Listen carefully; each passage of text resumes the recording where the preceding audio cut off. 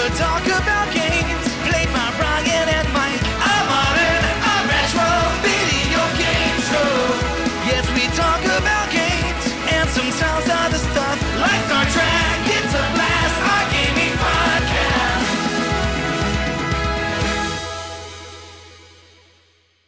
Hello and welcome to another Talk About Games. I'm Ryan. Take us out, Captain. Aye, aye. I'm Mike. Hit it. If we were on a starship, would you be the captain? Yeah, probably. Why wouldn't I be? I feel like you would need to be the engineer. Captain, she's breaking up. Because who else? Hell else is fixing the ship? That's true. I'll be in the EPS conduit getting third-degree burns. The problem is you would have to be the captain and the engineer. Yeah. It would suck. Yeah. You don't want to be on a starship. Yeah, just the long turbo lift ride between the bridge and the warp core. It'd be brutal. You're just going back and forth. It'd be hell. You better hope that your quarters are like in between. Right? You want to be like midway, like deck 15. Yeah. I don't know, whatever. So I'm playing Final Fantasy VII Remake today. Oh. On the PlayStation 5. Yeah. Okay. And this game is like winner of over 220 awards. Mm-hmm. Very rarely do we have this. I remember when this game was first announced, it was right before PAX East, and they had like the motorcycle you could sit on, and all these people are like taking pictures with the motorcycle, and I'm like, I wonder how many of those people played Final Fantasy VII. Final Fantasy VII, the old one? Yeah. Final Fantasy VII is a very special game because it kind of marks a line in the sand for Square Enix, where, they went from being one type of company, the type of company that makes games like King's Knight and the original Final Fantasy, to another type of company that makes games like Final Fantasy VII Remake and Tomb Raider and, a big player. Right? I think the original PlayStation was very, very good to Square Enix in a way that Nintendo wasn't. Right. So Final Fantasy VII is the poster child for the problems that third parties had with Nintendo licensing. My history with Final Fantasy VII sucks and is only interesting, not even to me. So I think you should just go ahead. Okay. I'm going onward. Yeah, I'll onward. Go with it. Yeah, so Final Fantasy VII originally started development for the Super Nintendo. And later for the N64. I didn't know that. Okay, I thought they developed it for PlayStation 1. There is the classic N64 3D demo that you could still find places that uses characters from Final Fantasy IV to show like a 3D test of it. You may remember that Sony... Did you ever do the Final Fantasy IV, like that remake they did on DS? Yeah, it's fine. Yeah. It's fine. You can get it on Steam and stuff. They did one now of Final Fantasy VI? Not yet. Not yet. I want this Final Fantasy VI. Like... to get that treatment. Oh, that'd be like, can you imagine Vector and like the Magitech armor and like Kefka and stuff? That I might actually play in this style. Okay. Yeah, that'd be interesting. So, but yeah, I mean, Nintendo was promising Square that there would be this PlayStation peripheral that would give it a CD. Because Square wanted to get more cinematic. They wanted to have higher quality music. There's amazing people we're working at Square, from Uematsu to Amano doing the art to everyone else involved in the project, and they're like a legitimate studio, right? In a way that I think that Square development at the time of Final Fantasy VII looked a lot more like development looks today for games than many studios. I think they were ahead of the curve. But anyway, they thought that they were going to have all of this CD power. Yeah. And then N64 ends up being cartridge based. And it ends up you have to buy the cartridges from Nintendo, and there's all of these terms, and Nintendo's like, we own video games. Why should we give you good terms? And Square Enix says, I'm going to go to PlayStation. Can I give you one game that I'd rather play than Final Fantasy VII? I know it's a classic and award winning and everything. Yeah. But there is one game I'd rather play. I'd rather play Dodo's Peak. Yeah. Don't you think? Dodo Peak with the eggs. Don't you think you'd rather play that? I would rather play Dodo Peak. As the Nintendo Switch publisher of Dodo Peak, I'd rather play Final Fantasy VII. But that's not a knock on the game. I think it's a good game. I'd rather play Dodo Peak. Yeah. Well, it's a different type of game. Some people want like this narrative story. Other people want this like arcadey egg I collecting like the arcadey experience. stuff. It's cool. It's like Qbert. Yeah. And you like Qbert. I do like Qbert. So having an up-resed Qbert like experience. So the moral of the lesson here is, the moral of the story is that if you're a Qbert guy, you might want to play Dodo Peak and not Final Fantasy VII Remake. Yes. Yeah. 100%. If you're a Qbert guy and you haven't played Dodo Peak, you should check it out on the eShop. It's inexpensive. Even more to the point, though, if you're a Qbert guy, you might want to just play Qbert. Oh my God. Let's not go there. Okay. So anyway, Final Fantasy VII is this game that made so many. No, wait though. They already played Qbert. Yeah. So they should play Dodo Peak. They should play Dodo Peak. Yeah. Dodo Peak's good. And it's got daily challenges. It's awesome. Anyway. I like daily challenges. Yes. And weekly challenges. Yeah. So, yeah, they're weekly challenges. Yeah. So, Final Fantasy VII was this game that made JRPGs slightly less nerdy and have slightly more of a broad appeal, right? So Final Fantasy VI, I was a kid that had to sit somewhere on the bus where I wasn't going to get beat up. And, I'm like, let's talk about Tifa or Rosa and... We wanted to talk about Secret of Mana and stuff like that. Secret of Mana and stuff, right? And I was like, it was like nerdy. Yeah. Then Final Fantasy VII comes out.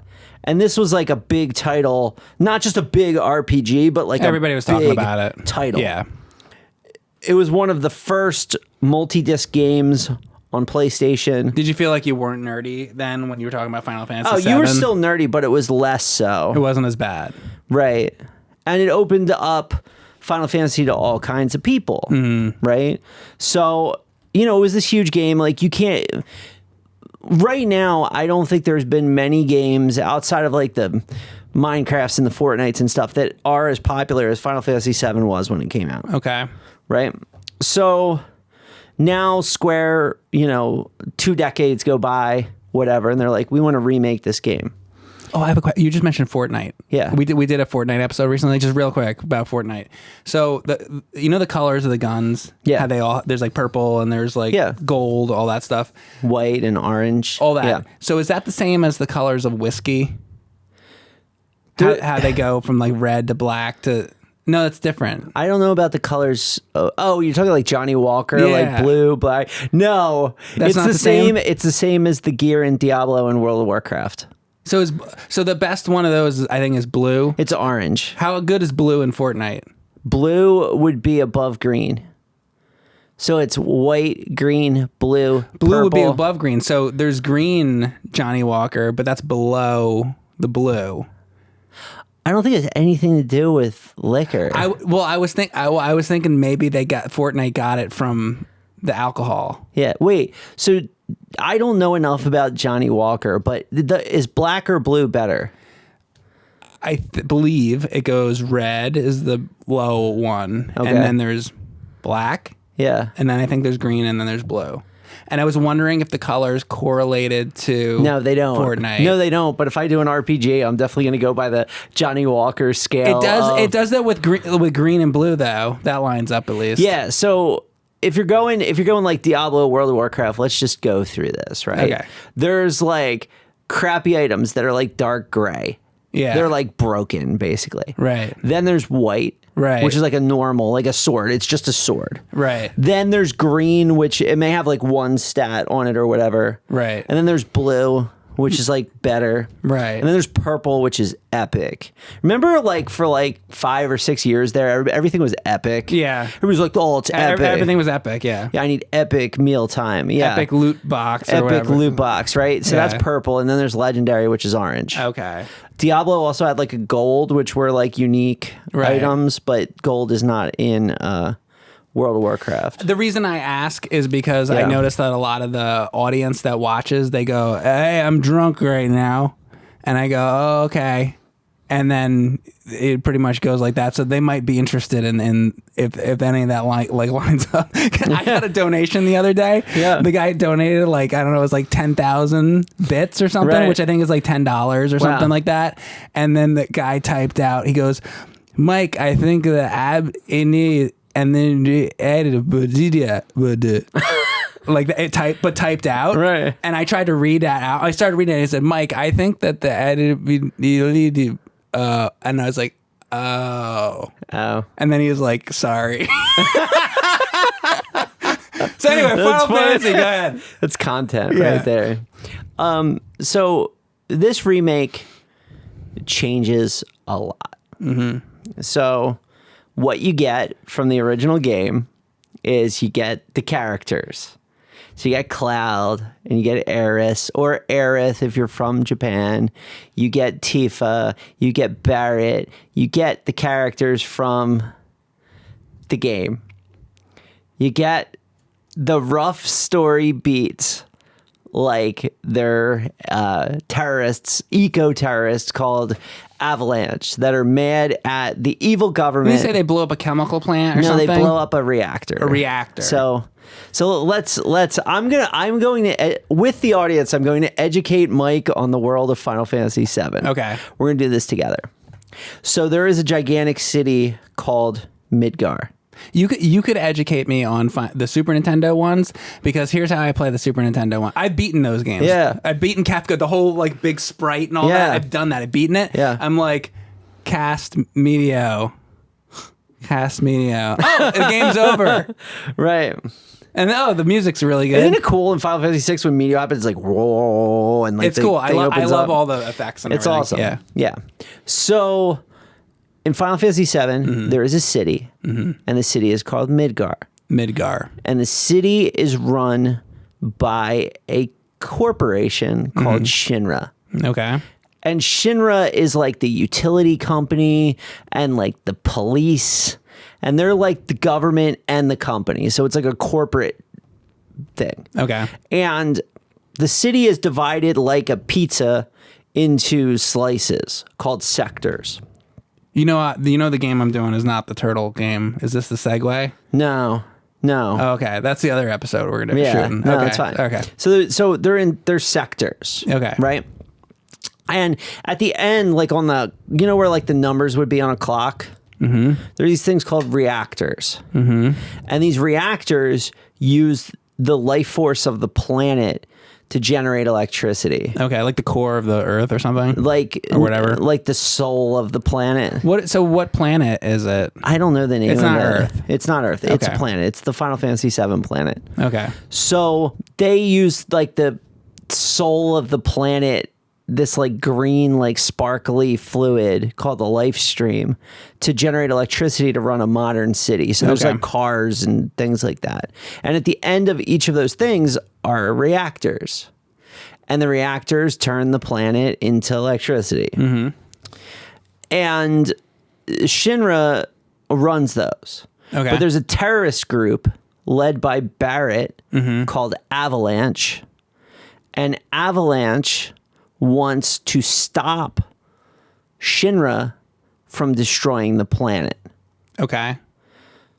So Cloud is a former soldier of Shinra. Isn't there some Sephiroth asshole? Yes. So there's Sephiroth, but let's just stick to the basics, Okay. because I don't want to spoil the whole game. Oh, okay. Right, but we'll stick to setting. I used to go on the game FAQs or game facts. Yeah. Is it game facts or game FAQs? I mean, we've been through it a million times. Let's go with game facts today. Okay. So I used to go in there and they used to do those charts on like Yeah. who's the more popular like character, and Sephiroth was always like the winner. It was Link or him. Yeah. One or the other. So that's why I thought you'd bring him up, because he's from this game and I haven't played through this game. I tried to play this game when I was on PlayStation and I turned it off. Yeah. So let's get. I think that you'd like this better than the original because it's less JRPG. You know what? I saw Ryan playing this, and I did like when you walked by people and you didn't have to stop and like scroll through text. I love that. Yeah. You know, RPGs, you go up, you got to talk to everybody. Yeah. Right? In this game, you walk near people and it triggers, you hear it, but then it also shows up in text at the bottom. And like there could be like quests. Like I had a quest where I was like looking for cats. And I'm like walking, I hear like meow, and I see like the meow and I know to look. Yeah. But there's any like fetch quests where you can't find the thing. Yeah. It made it so much easier to be able to just... I like that. That's a good update. Yeah. Like, I think every RPG should do that. Because why... Like, you don't talk to people. I don't, like, walk up to you and be like, hello, sir. It's one of my favorite ways to get story. It's like Dead Space. I feel like they do it right in that. It's like you're just hearing the story instead of having to stop continually because it stops the gameplay. Dude, you're, like, slicing, like, the enemies in half and shit. But story is like going on. It's like that's the way to do it. But the game also does it. Like, let's say that you're fighting with somebody and your other person's low health. They'll be like, help me or something. And you know, like without looking at the stats to cast a spell to heal them. Mm-hmm. Or they may have like a thing like latched onto them and you got to like knock it off. Like the fact that people are so vocal in combat is really good. It's like it's very modern. The game feels very modern. And it looks modern. The graphics are fantastic. That was one of the things that I had a hard time with the PlayStation version is... You guys know that I like Zelda. Here's the Zelda part. So like even Ocarina of Time, I had a problem with where it zooms in on Link and he's got that like polygonal nose and all that, and I didn't like that either. So same thing when I went over to PlayStation and I tried that, it was too polygonal for me. I missed the 16-bit graphics. So I'm either like on one side or the other. That middle era of N64 and like PS1, PS2, that like it was like I was like, God, I want the smoothed out graphics. It's actually only been semi recently that I've kind of grown a little bit fond of that polygonal era now. But I mean, at that time, I didn't want that. I mean, the other thing is you're playing it on TVs that upscale and anti-alias and all that. Like, it doesn't even look like it looked before. Well, I'm not. You know? But, like, what I'm saying is the average person who pops in a PlayStation, PlayStation looks like 1,000 times better than it did in the moment. Right? This is one of the most beautiful games ever made. That's my opinion. I think the graphics are so good, it's amazing. And not just like the graphics, but also the character animation and things. There are a few games that have the animation of this. I have a question. So, do you want to keep going about the plot? Like, what else? Sure. So, you are Cloud, who is a mercenary, who used to be a soldier for Shinra, but you became disenchanted by all the bad things they were doing to the people. And you end up getting hired by Avalanche to bomb one of those reactors. And he is not down, I would imagine. Oh, no, he wanted the money. Because he's done with being part of Shinra. Okay. But this story adds so much to it. Like... It's been a long time since I played Final Fantasy VII, but there's just a lot of like story details. Mm-hmm. Like unlike remakes where they just tell the same story and like the graphics look better, this is like a new game, right? Well, like, how about gameplay wise? Like when you're fighting and doing battles, it's so different. This is an entirely new game. The gameplay is entirely new. Okay, but the things I liked about Final Fantasy VII, the materia system. In that you get the gems with the magic and you put them in your weapons and your armor and stuff. The way you get the upgrades to the swords, limit breaks, all the itemization, the different swords you get, the way you upgrade materia over time, like all the systems from Final Fantasy VII are still in this. I see it's called Final Fantasy VII Remake Integrate. Why is it not just Remake? What's the integrate? So this has the episode intermission included with it. Okay. So this has the DLC in it because it's the PS5. Okay. It's the PS5 version, which PS5 got the DLC first. Okay. Before PS4 did. Is it exclusive? No, it's on PS4. It's on PS4. Yeah, I think it's on PC too. Like it's not exclusive. So, well, like with PlayStation 5, I think like the Spider-Man game at first was exclusive, but like now I heard it's like coming to PC and all that. So I hope that some games are going to stay exclusive for PlayStation 5 because otherwise it's why would you get it? Why just not wait for PC? The problem with that is they can't manufacture them. So why? Why would you want anything Why to be keep it exclusive? Because what, like, you can't get your hands on it. You can't get it. Like, you know, I was lucky enough to get a PS5 and I paid like way more than it should have cost. I was in there watching Ryan play this game, and he's showing it to me, and you're showing me the battles and stuff like that. And I was looking at it, and then we're done, and he's going to show me a different game, and he goes to like turn off the PlayStation, and he's like, hang on a second. And he's like looking for the button, and he can't find the fucking button on it. So that same thing happens also with the PS4. Yeah, because you go and you're trying to find the little line on the thing. Like, it should be plain as day. Which buttons eject, which buttons power. And I know that all of you play your PlayStations and stuff on your couch, and it's all the way over there, and you press the button on the controller. I know that. But I record at a desk because I'm recording. Mm-hmm. So the PlayStation, I can like touch it. You know? Yeah. It's right here. So since it's right there, you think, oh, let me just hit it. Right. Instead of hit the button. And that should be easy, and it's not. And I know what it is, and I can see the buttons. I'm not going blind or anything, but I just think it's really stupid. It's the most user unfriendly. No, fuck that. They're hard to see. The other thing is there should be a fucking arrow on the drive to show you which way is up and which way is down. You don't know how many times I put the disc in upside down. In the PlayStation. I'll tell you what the best one was. No, there's Super Nintendo was good because it had the little yeah. But then the NES had the big square button on the front loader one, and you hit the fucking button. But the best one was the Atari 2600 because it's the fucking switch. And you go like that. You switch it on. That's what I want on these things. I want a fucking switch. And 64. I want it to be like a slot machine on the side, and you go like that. Like a turn lever. the fucking thing off.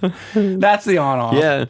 Don't get me started on like the switch when it's like, is it on? Is it off? What's the power? What's the? You have to hold it down for a while. You have to hold it.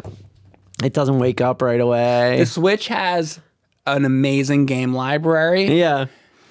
But man, the console is if you want to call it a console, the hybrid tablet is much to be desired. Yeah. But you know, this game, they changed everything. This game is so much more adult than the original. Yeah. Because there was all the questions like people curse in it. One of my issues with it is like it leans so much into like romance in this game.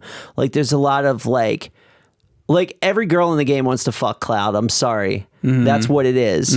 And it's a little frustrating to just watch scene after scene after scene of these girls like throwing themselves at Cloud. And he's like, I'm a soldier, yo. Like I could like fucking leave. Like what's it matter? Like these girls are stupid. He's like, and when you find out later like what the deal with him is and everything, they're even more stupid. Right? Okay. Like Jesse wants him. Eris gives him a flower. Tifa wants him. And you're just scene after scene after scene of this awkward, very Japanese male-female reaction. Beautifully animated, wonderfully done, but it's like so on the nose, and it's like, could these women be not like smitten with him? That'd be great. How's the combat? The combat's awesome. Tell me about a fight. So I'll tell you about a fight. So all the characters control different. So Barrett has the gun. Tifa's a martial artist. Cloud has a sword. And Cloud, it's kind of like inspired by Smash Brothers, where he has two modes. He has like an enforcer mode where he blocks, and he has a like a normal mode. He's in one of the more modern Smash Brothers, huh? Yeah. And then there's all the other guys with the swords. Yeah. But he's like not... He plays different than the other guys with the swords because he gets like the limit break meter. Okay. And he can go in like the super mode and stuff. I would say out of all the egregious sword characters in Smash Brothers, Cloud is like the least problematic. Besides Link, what's another character that has a sword in Smash Brothers? Marth and Roy. Them I know. Because they're like from way back. Didn't they add, was it like Xenoblade? They got the Xenoblade dude who has a thing. There's the freaking dude from Erdrick from Dragon Warrior is in it now. Let us know in the comments how many characters have swords in Smash Brothers. Like 20. There's probably at least 20. Like Probably 30, maybe. When I played Smash Brothers, you know who was in it? Mario, Yoshi, Donkey Kong, Jigglypuff, Luigi, Samus, Donkey Kong, Peach, Ness. That's about it. I feel like maybe forgetting somebody, but that's about Fox. Yeah. Mm-hmm. I like the N64 game. Yeah. So the battles. So, like, you know how in a JRPG you have a bar that fills? Mm-hmm. Imagine you were playing a game where you, like, run around and slash enemies, and you have a bar that fills. And then you hit X, and it goes into slow motion, and you can do the attacks from the thing.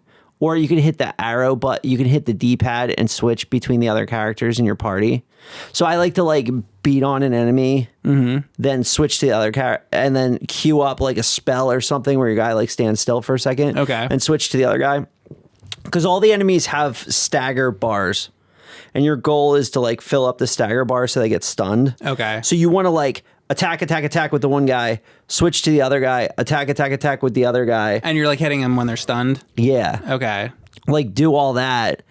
And like it's just very like rapid. And then you have a roll and a block and you're like trying to do that. And this they're actually going up and fighting them as opposed to the like it doesn't switch to a different screen for the battles. The battles happen in the environment. Which is pretty cool. How's like with this game? How's like crazy magic attacks? Like there's summons. There's like Ifrit and all the summons. Stuff happens. That's cool. Yeah. See, I'd like to see that part of it. And then there's like enemies that like crawl on the ceiling, like Alien. Right. And like Cloud can't hit them. Does this shit have like Odin and that kind of stuff? Yeah. Like I want to see those animations. Like I want to see what that shit looks like. Yeah. That's what I would be curious about. Yeah. So I mean, it's got all the crazy stuff. Does it have espers? So the way it is the materia, like the espers or the eidolons or the summons or whatever you call them, are in the materia. And you'll see, like, if you look at Cloud's sword here, see how there's 2 holes in it? Mm-hmm. That's the Buster Sword. The Buster Sword has 2 materia slots.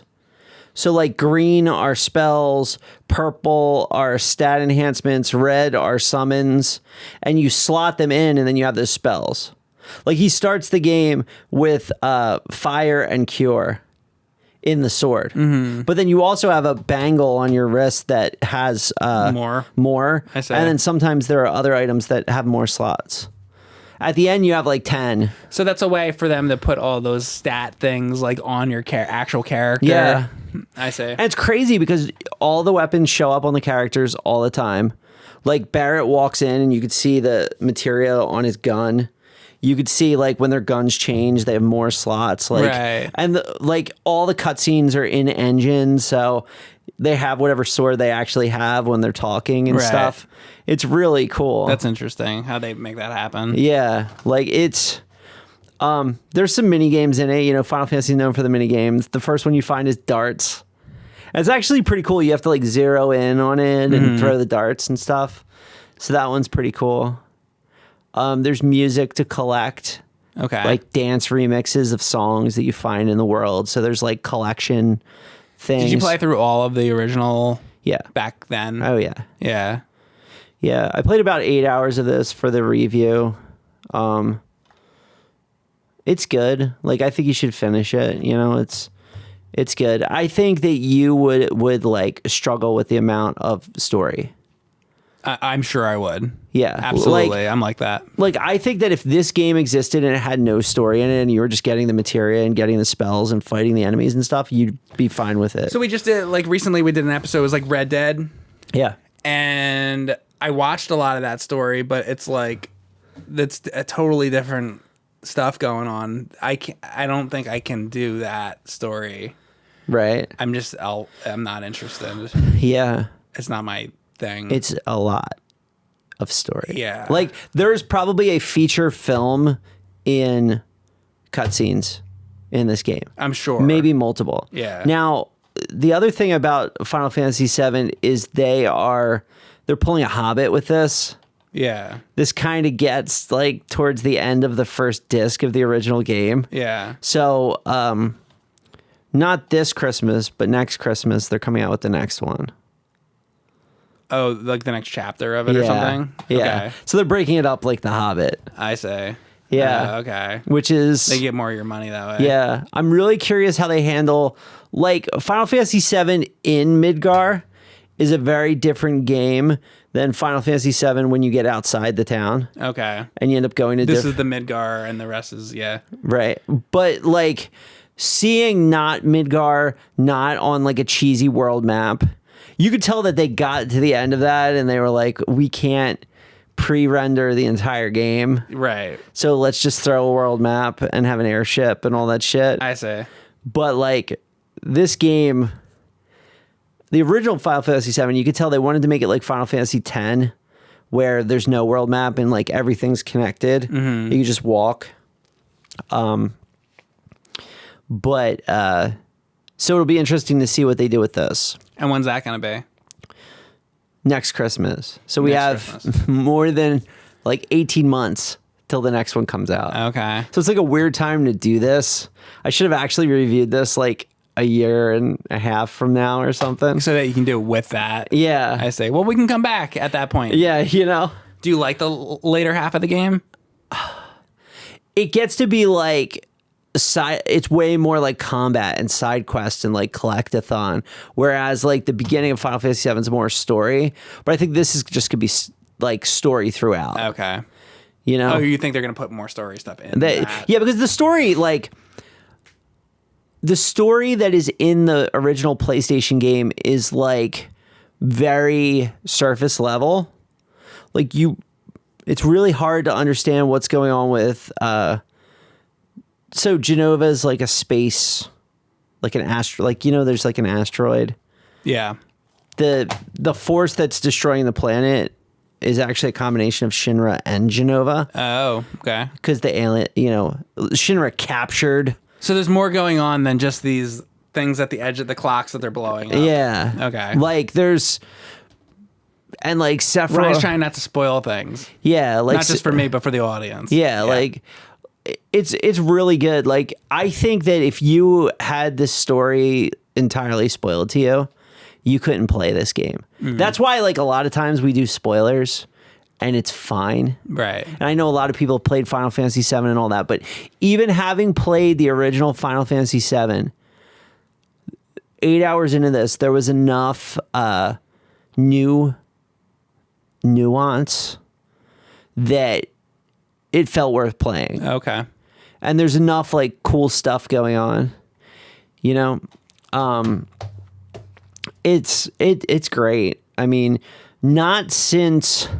The last time I played a story-based game that I was this pumped about was Until Dawn, which is the horror game. I remember you were very into that, yeah. I was very pumped on that. It takes a lot to get me interested in a story-based game. Mm-hmm. Most story-based games, I just play it and like the freaking anime characters come out, which I like anime. There's anime I watch, but the freaking cheesy anime characters come out and I'm like done. Mm-hmm. But this game, like the writing and it's like up here, right, as far as video games and voice acting and stuff, right? So I don't know, man. When the story-based games tend to only work for me on Sony consoles for some reason. I don't know why, but yeah, I can't say enough good things about this. It is a lot of story-based games. You're not into the story of Halo? No, I mean Halo's fine, but it's more shooty, like. Right. Halo's like, oh, well, here's PlayStation, so I went to Xbox. Here's Cortana's here. Oh, Master Chief, you gotta shoot that way. Right. Like, I know people are gonna be like, oh, Halo's got this crazy story, but does it really? I don't know. Halo is a good game, but it's not like the pinnacle of storytelling. Right. Right. There's a new Halo, and like I looked at a little bit of footage, and I saw like 10 seconds of footage, just briefly, and I just saw that same exact gun that was like in the first game, and I'm like, there's that gun again. Right. I've seen that. It's hard. Like, I think people will not understand what an achievement it is to remake a game like this one. Mm-hmm. Because like Final Fantasy VII, this is like remaking Citizen Kane, right? Like, I mean, like in terms of like video games, this is like remaking Ghostbusters. Let's not go Citizen Kane. Like Ghostbusters, you know, it was like a hit. Right. It's hard to do. It's hard to do it right. Because you have to match that comedic timing and... Oh, yeah. Which I feel like, you know... did you see the new Ghostbusters? No. Yeah. I mean, I'll get to it. That was the thing. I saw it and I felt like it didn't, like it was fine, but it wasn't like, when you watch Ghostbusters, it's like funny and there's parts where you like actually like laugh out loud. This man has no dick and like stuff like that, you know? Right. Or like Rick Moranis tripping over the garbage cans and all that kind of stuff. It's just like, you just watch this movie and it's like... Cool. Yeah. Yeah. I don't know. There was like some, like the little girl in it, she like tells jokes to Gozer and stuff. Like it was kind of funny. Yeah, there was like they tried, but I don't know. It wasn't like it wasn't like Ghostbusters. Why are we doing Gozer again? Because we're familiar with it, and they're trying to go down the path of like J.J. Abrams, where it's like you know, with the Force Awakens, where it's like, okay, here's this thing you remember, here's that thing you remember. They're hitting all the beats every like 5 minutes or so, just because they probably feel like, oh, the audience might be tuning out. Oh, wait, there's the Millennium Falcon. The audience is tuning out again. Oh, here's Luke Skywalker. Tuning out again, you know. So I say that holding Final Fantasy VII Remake in my hand. But here's going to be the true test. I have Final Fantasy Stranger of Paradise, which is Final Fantasy Origins Stranger of Paradise, which is like kind of similar engine to this, but it's not based on like this beloved, like nostalgic property. Yeah. I'm curious if I feel as good about that game as this one. Okay. Because that'll be the test, right? That's the Ghostbusters test. It's like, why do they have Gozer? It's like, well, why do they have Cloud? It's the same... Familiarity. The same familiarity and all that. Like... Squaresoft could have made an amazing new high graphic game. I'm curious. Why do we do a video about Batman as opposed to Blueprint on Atari 2600? Right. Because more people are going to fucking look at it. It's right. the same shit. The big test is going to be when Final Fantasy 16 comes out, which they've announced the trailer for and everything. Am I going to give a shit? Right? Yeah. I think, you know, Final Fantasy 16 looks good because it's a return to form. It's swords and sorcery and chocobos and knights and dragons and shit, which they haven't done in a long ass time. Right? That's the stuff I like. You know? So is that going to be cool? I sure hope so. Right. Right? Because if all we have to look forward to is, oh, when are they going to remake Final Fantasy 8? When are they going to remake Final Fantasy 6? Because 7 is when they started doing this, like this stuff. Yeah, and I didn't like that. I like it when it's like a knight and like a wizard, like Tella is like cast in Medio. And all that. Like when it's like medieval. Yeah. That's what I liked about Final Fantasy. All this I could do without that. Yeah, I don't mind if you're like 20 hours into it and then it's like. They like mix it up. Oh, absolutely. Well, even the old games get very fantasy like later into the game, but like it starts off very, you know, all those ones do. Yeah. But so I'm curious. I mean, it's absurd that a dude runs around with a sword where there's like everybody's got a rifle, got like an assault rifle. Well, then you can say that about anything. What about Batman? He doesn't use a gun. He's got his little batarangs. That's absurd, but it's fine. It's fantasy. I can't wait to see Vincent in this because Vincent is like a vampire. Oh yeah, that has like flintlock guns. Yeah, like so you think that'll be in the next chapter? And then when he does his like limit break, he turns into like Universal monster looking things. Okay, that's cool. So he's pretty cool. I think he'll be awesome in these graphics, and I think the character, like the voice actor they have, right? Because he's like real like standoffish and aloof. By that point, do you think you're still gonna be playing it on PS5, or you're at that point? We'll see. I guess what you're gonna be playing it on. Yeah, because Vincent's like later. This game, you get a submarine in it in the original. I want to see what the submarine's like in this. This game, they launch a rocket into space. I want to see what that's like. That's cool. In this, there's a lot of like options. There's a lot of things that you're excited for in the next chapter. Yeah. So it's cool. I mean, I was surprised I liked it because I've been trying to like do the JRPG thing for a bit, And you're trying to get back into one that'll capture you. And again. I sit there and I'm like, you know what? The closest I came was freaking Dragon Quest on my phone. Like the original. Like the slime comes up. Yeah. I played that for like 2 weeks. And I got to the point where you got to get all the fucking keys and go back and forth like towards the end. And I'm like, I don't feel like going back to, like, you have to go all the way like through the tunnel, across the map, go all the way to the top corner, get the keys, come back. I'm like, I don't care. You know my favorite Dragon Quest is? What? Fortune Street. Oh, yeah? I remember the first time I went over your house, like 10 years ago or 15 years Probably ago. longer than that. You're like mom sitting there playing Fortune Street. Yeah. Yeah, we used to play that. I like Fortune Street. It's just fun. Yeah. It's Monopoly, but it gets, there's like taxes and shit. It's like kind of hard. That's yeah. weird. But They should remake that. They should put that out. they should, yeah. It's a Wii game, well, right? it was half Mario and then half Dragon's Quest. Yeah.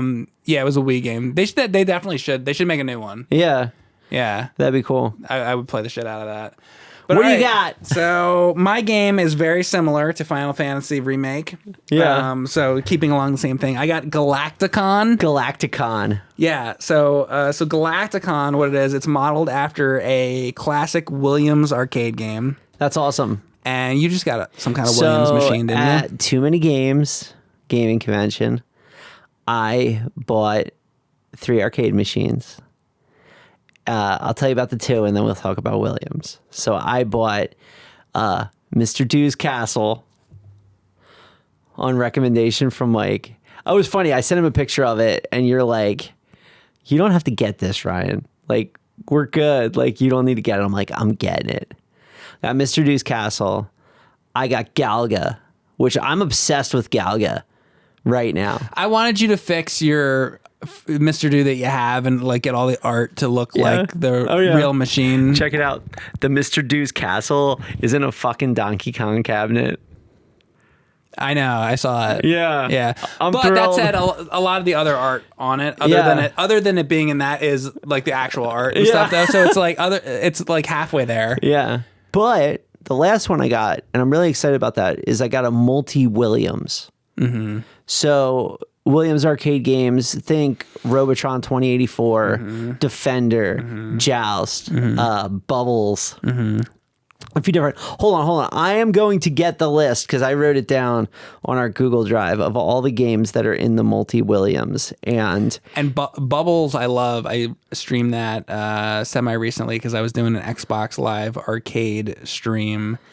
And Bubbles is a game where you're in a sink and you're going around the sink and little bugs come out of the sink and you gotta like avoid, or you gotta like catch the bubbles and whatever. And it's I think that game's fantastic. And there's a game nobody talks about anymore. I love that game. You ready? Okay, multi-Williams includes came out in the year 2000. Defender, Joust, Robotron 2084, Bubbles, Splat, Blaster, and Stargate. Blaster and Stargate. Mm-hmm. Yeah. And it has all the original art and it has the CRT and those are interesting cabinets too. I was looking at the blaster cabinet and all that. There's so many interesting cabinets back then. But and there's something you never see like anywhere at any cons. Like I've never seen somebody at Blaster. Right. But anyway, so this game Galacticon. So it's kind of like Defender, Joust, Asteroids, all that stuff that Ryan was just talking about. It's got references to Galaga, Space Invaders, all that kind of stuff. So that's what this game is trying to do. It's trying to recapture an old late 70s, early 80s arcade game, but in particular the Williams style. Because there's a million old arcade games back then, but it's those specific games that have that very specific look to it. And I've never seen anybody do anything like that before. So that's why I brought this, because I thought it was unique. So in this game, humans are the villains, and the Galacticon is an alien superhero sent to defeat the humans, basically. So what you're doing is essentially there are these little I don't even know, cages on the bottom, and just like Defender, like the little ships will go by, and then the little alien drops out of it, and you got to catch him, and you got to bring him down to the bottom. It's very Defender, and the little laser beams are very much like Defender. So essentially, there's different colors of the aliens that you're capturing and rescuing from the humans, I guess. So you have a blue alien, you have a red alien, you have a gray alien. So you want to grab when a blue one drops, you grab the blue one and you bring it down to the blue thing. Red one drops, you bring it down to the red thing, and you want to keep all the red aliens together because at the end they calculate. This is a score-based game. They calculate up all of the points at the end. So if you have 4 reds, you're going to get more points than if you put together, let's say, 2 blues, 1 gray, and 1 red. If they're all mixed up and jumbled up, the game doesn't want that. You're going to get like way less points. And then the other thing is, let's say you had 3 blues and 1 red, and then they go to calculate it up. Well, the red guy like drops over and dies because they can't be together. The blue and red don't get along. Blue and red don't get along, but the gray gets along with everybody. Yeah. So if you get like 3 blues and a gray, you're still okay. Yeah. So you have to know to not mix the blues and the reds, basically. What happens when you pick up 2? How do you like drop the one where you need to do it and you drop the other? So let's say your guy, he's flying around and he has a blue already, but you haven't dropped it off yet. And then there's another blue and you grab it. Then he just has attached to him. He has like all these blue guys like attached to him. And then when you're ready, you bring it down. What can happen though is sometimes he'll be holding a blue guy, but then he's also holding a red guy. And then when you go down, it's whatever the first one is that you grabbed is what it puts it in. So you got to be careful of what you're grabbing and when. But you can have like a bunch and you can just fly across the whole bottom. And one thing that you can do though is like, so you'll have the guy, and on each corner of the guy is the guy that you captured, like a blue guy or a red guy. If you're like, oh, I'm trying to make all these 4 things red, you can kill one of the guys. You can smash like one of the guys into an enemy. So it's like, oh, I don't need a blue right now. I don't, you know. So you can fix the situation by basically killing one of the aliens. I mean, that's what you have to do sometimes, so that you can get more points. The character can fly up and down, shoot left and right. So every level takes place on a different planet, and it has 2 different segments. So the first is like the ground area, and it looks like Joust, and the game does not play like Joust. When you're playing Joust, you're like hitting the button, and the guy's kind of like doing this kind of thing. Like hopping. It's not like that. You're just a D-pad, and you're like moving around normally. So Joust is like kind of fun, but like those controls can be like tough because you're like trying to bounce on top of the guys and the egg comes out and all that. It's not like that. So if you look at the game and you're like, this is kind of jousty, I'm not into it. It's not that. So I want to talk about the game similarities. So Defender, the laser beams look like Absolutely. Defender. Also, like when you're grabbing the guys from the sky, that looks like Defender, all that. You're a winged character flying around. Like I said, it's that, you know, that the Joust part of it is like obvious. So after you put there's the 3 pod things on the bottom. Once they're all filled up, that round ends and that screen ends, and then you go up to the next area, which is like a bonus area, and then there might be something like asteroids all over the place. That little bonus sort of area is always different between rounds, and on the first one, you know, you can just like shoot all the asteroids and get points, but in those bonus areas, if you know what to do in each area, you can get a special little like trophy or upgrade thing that's worth a ton of points. So one of them would be like on the very first one, you have to know don't shoot anything and just make it through, don't shoot, and then if you get to the top, it'll give you the award. Yeah. So you have to figure that out. On the next time you do it, it's I forget, maybe a bunch of alien ships or whatever. If you shoot like certain ones, or like there's another thing where it's like gems coming down, or if you get certain gems, you have to know these specific things. I think the gems look so cool in this game. They're like shining and like falling. Like they're very cool. Neat looking. Yeah.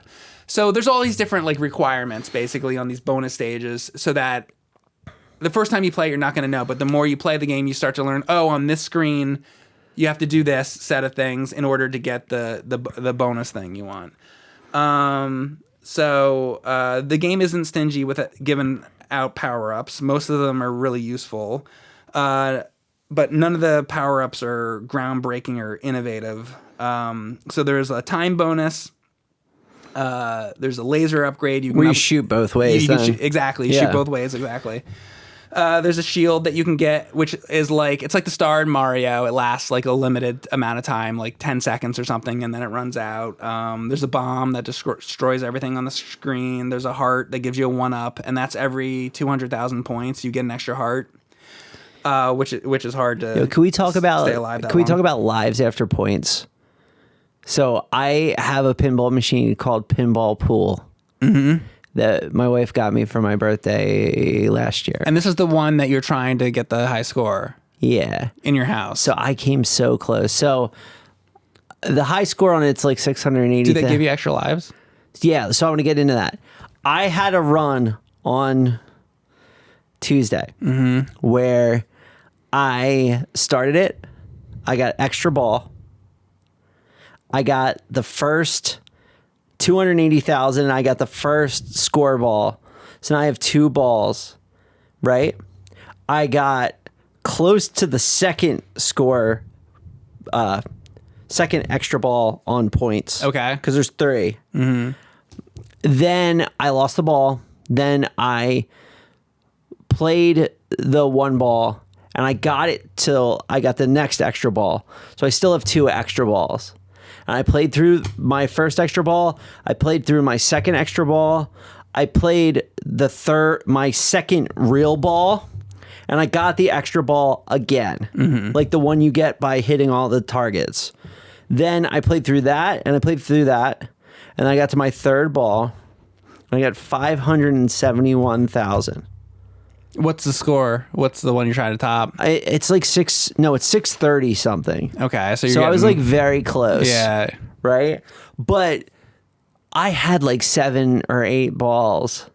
Yeah. And I like strung them all together. And normally I get like 1 extra ball, or I get to like the one you get on points. Yeah. But like if I would have got the third extra ball, I would have done it. I would have beat the record. So do you feel like there's hope for you to There is.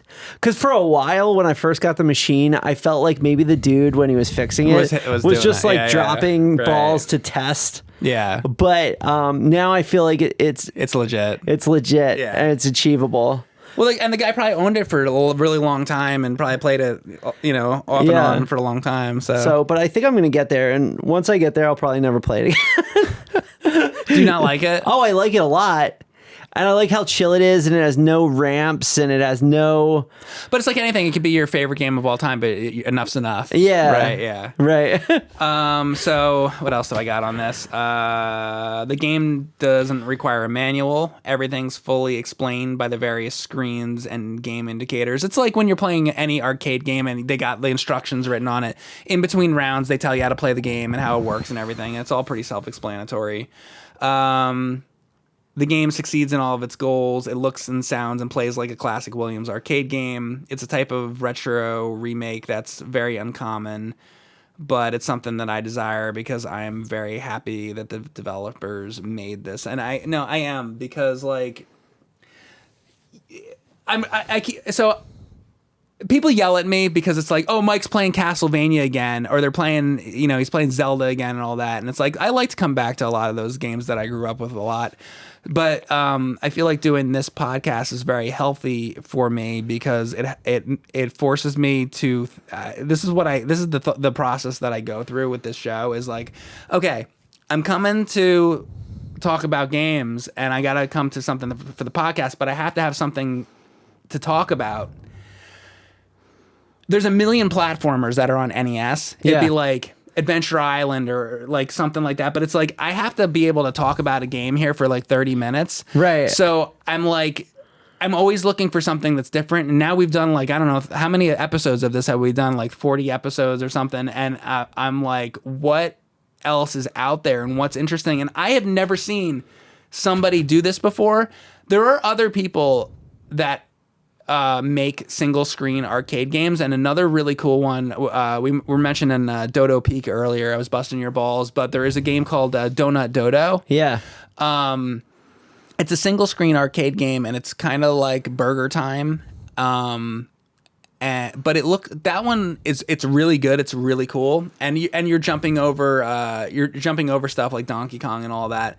That game's fantastic, but it looks like a lot of arcades games back then, or plays like them. Where this one is very stylized to the Williams games, and back then in that era, I feel like, you know, you had your different like developers that you could they had their own, the different developers had their own like style. Yeah. And it's interesting for somebody to go back and remake something now, because there's so many games that are like, oh, like Shovel Knight. It's kind of like, oh, it's like playing DuckTales or something like that, you know, or it's like, they're always trying to replicate the 8-bit, the NES era, or the Super Nintendo era, or like Contra and that kind of stuff. But how many people do you see going back to remake like the 70s and early 80s era? Like, nobody's doing that. And you know what's funny? When I saw that, I instantly knew what they were trying to do. Yeah. Which was really good. Right. So, yeah. Because it's like, you can make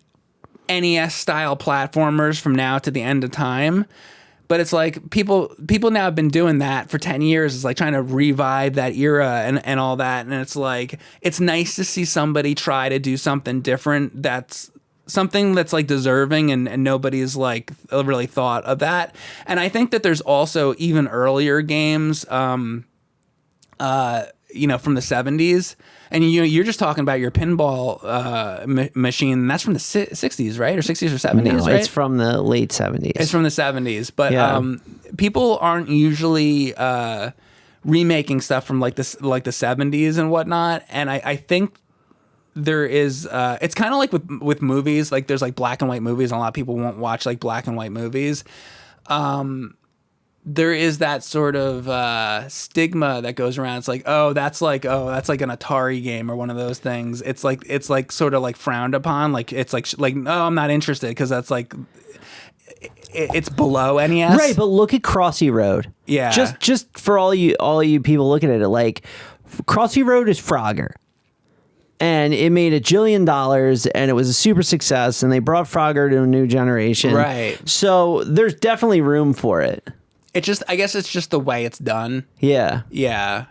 But I like when somebody goes back and does something that hasn't been done before, because it's like I said, you can try to remake like the type of games that were on Super Nintendo, but people have been doing that for how many games like that are on Steam, right. like that are it's just like an old Super Nintendo games. Like, is it? Well, so is 1,000 other games that I've been playing, right? You know, and I think there's probably a time for a change. We probably have like enough of those. There could always there's room for anything. There could be more. There could always be more, as long as it's quality. Yeah. But if you're gonna make another NES game or another Super Nintendo game, you gotta now you gotta get like really think about what you're doing, because it's like we've had a generation now of people remaking NES games and Super Nintendo games. So now you really got to think about what you're doing. But how do you stand apart?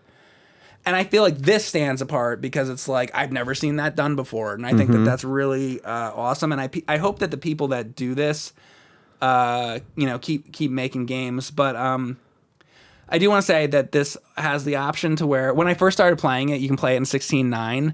But you can change it to like 4/3 if you want it to look like the old style. So you're able to do that. And you actually might want to make it 16:9 though. You know, I always want things to be like old school and like 4/3 and whatever, but like I feel like you can see more of the screen if it's like 16:9. There's one thing about this though that people might not like, and even I could say that is a little rough. So asteroids, let's say. Yeah. If you want to get the high score in asteroids, there's a guy who has the high score in asteroids, and if you want the high score in asteroids, you have to sit on that goddamn machine and stay awake for like days. Right. Because the people who are good at it can just keep going and keep going and keep going. So the challenge of that is, how long can you play? Mm-hmm. I saw a guy playing asteroids, and he got a ton of extra lives. And he's like, all right, I got like enough extra lives so that he could run to the bathroom, go pee, and come back. Because at some point you gotta like pee. Mm-hmm. So he goes pee, comes back, and he's like, all right, I still got like 4 guys left. And then he gets extra guys again. It's like, that's the kind of shit you have to do. days and days and days, hours and hours. So I was trying to get the high score in this because this is like not a ton of people have played. This is a very like indie game. You know, one guy made it and all that. And so I was like, oh, I might be able to get on the high score like leaderboard for this. And my first round of it, I did really well. I think I made it to like number 30, which is like halfway decent.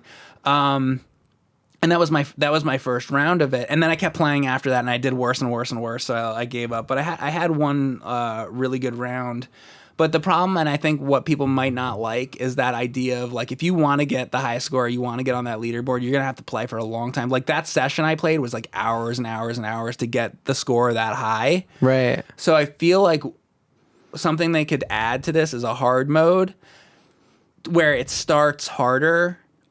Because it takes a while. After you learn like basic mechanics and all that, it takes a long time for the game to get hard. Right. So a lot of it, like the first hour, I'm just kind of like not having to think too hard about it. I'm just doing it, and I'm not like really dying much. And then eventually it starts to get really hard, and then you start losing lives pretty fast. I want it to get to that quicker, and I feel like a lot of the people that play it might... Like Tetris, like where you can move it like down. Like a lot of people might not want to sit there for 4 hours to try to get a high score because that's a long time for a game. Yeah, I was saying that's one of the smart things about Tetris. If you want to, you could start it all the way on like the high level. Yeah, exactly. Yeah. It needs something like that. That's actually a really good analogy. And what else? One other thing that would be nice. So this game does also have bosses. Yeah. So you go through the main screen, all that. There's the bonus levels, and you do several of those. And after like six screens or something like that, I forget how many screens, but eventually you come upon a boss, and it's a UFO that comes out. You shoot him. Yep. But as you keep doing this, and you're trying to get a high score, you keep seeing this UFO come, and it's always the same UFO, and it always does the same thing. It'd be nice if on loop 2, loop 3, loop 4 was always a different UFO that came out and did something different. Yeah. I get, though, they're trying to replicate an old game, and probably back in 1981 or whatever, they probably would have always had the same boss, so maybe that's why they did that, and I get that, but that's the one thing I was like, it's too bad the UFO is like not like different. Makes sense. Would have been nice. But one other thing that's interesting about this is that so it does have local scorekeeping. So like if you and also this game's like very cheap. So on your computer, it'll save your score, but if you want to have a high score, how it works is, let's say that you get a score that you think is pretty decent. You take your phone and you capture a QR code on the screen, and then you click the link, and it sends the score to a website, and then you go to the website, and that's where the leaderboard is, which is interesting because that's not how it works on like Switch or something like that. It's because this is like a Steam indie. Well, you know why? Because they don't want to maintain the freaking. It sucks going through certification on Switch for like the leaderboards and stuff, and then you need custom code for all the platforms and stuff. I don't blame the way they're doing it is like the way I would want to do it. Plus, why would you want to just have this leaderboard that lives on their servers when it could be on your servers, and people would check out your website and what you're doing? Like, it makes sense. Yeah. So also that other game that I mentioned that I'm probably not going to do a whole episode on it, so I just want to talk about it briefly. So there was also that Donut Dodo. So Donut Dodo, real quick, it's another, just like this, it's another single screen arcade game. It's like Peter Pepper, like Burger Time. So you're going around the stages, you're going up ladders and all this. And what's interesting is with like Burger Time and those old arcade games, you try to like get up a ladder, or like Ghosts and Goblins. You try to get up a ladder, and it's really like the controls are like kind of wonky. It's not like that. Like they modernized the controls to where like you can jump onto a ladder, like grab it, and like get up and, like real quick. Like it's like super like punchy, I guess. You're going around and you're collecting donuts. Some of the donuts in that are flashing donuts, and if you grab the flashing donut, you get more points. Like there's donuts all over the screen, but you want to go for the ones that are flashing so that you can get extra lives. And there's the Dodo. He's running around up top. He's like the Donkey Kong, and he's got the big donut. And after you get all the little donuts, the big donut starts flashing, and then you go up to the top and you try to grab the donut. But he's up there and he's shooting fireballs, so you gotta like avoid that. And then it goes to the next screen. but it's very reminiscent of Donkey Kong. That game is only available on Steam right now. Yeah. It's really cheap, and I bet the guy probably wants to bring it to Switch. Super good game. These are 2 games that I recommend. Absolutely, you should get it. And the Donut Dodo game, they're both cheap, but the Donut Dodo one has like a weekly challenge that the guy's working on, and eventually it's going to be to where you can submit a score like weekly. Like they just put it out, and it's like not totally like done or whatever, but. Yeah, I like the idea of these single screen arcade games coming back. We've had, like I said, a generation of NES and Super Nintendo style, Genesis style games, people are remaking. Let's have more of this. Let's have more of these new arcade games that are coming back. And I think also the guy that makes the Donut Dodo, I think he's like an ex EA employee or something like that. I'll have to check that, but he's very talented, and you can tell that he really understands how to make things quick and what an old school style player would want. Like if you're playing it and you like fuck up, you can just hit start and go to retry like real quick. He knows to put in all those things that you would like want. It's very like fast paced, and I hope that more single screen games get made. Yeah, because I think that's the way it needs to go. Right. No, that's cool. Yeah. There's always room for that. It's like different than playing a modern video game. It's a different discipline, and I think it should exist amongst even things like this. Absolutely. Or things we should have a world where this exists and that exists. Yeah. Like we should have all of that. That's cool. Yeah. So, all right, guys, thank you very much for watching. That is this week's episode of Talk About Games. We will be back next week. It is always 8 p.m. Eastern Standard Time. Check us out as well on Spotify, Apple Music. Go over to Apple Music right now, because this premiere is going to end, or if you're done watching the video on YouTube, this is going to end. Go over to Apple Music, leave us a review if you like this show, if you want this show to continue, and for us to do this goddamn thing for the rest of time. We need you to leave these reviews on Apple, so go do that, because that'd be great. The Apple reviews help us a lot. Thank you very much. All right, bye, guys. Bye. We are waiting for the Dark Souls of fighting games. Let us have it. We're ready. Soul Edge has nothing on a lightsaber. Like, I'm sorry. James Earl Jones comes back. No! Oh, no! Oh! I don't think kids trade games anymore. I need that sense of accomplishment, and it wasn't there. And I think that was a major flaw. The way they engineer these is just phenomenal. As much as you're into like the comics, I was very into the toys, so I was on like the message board all the time.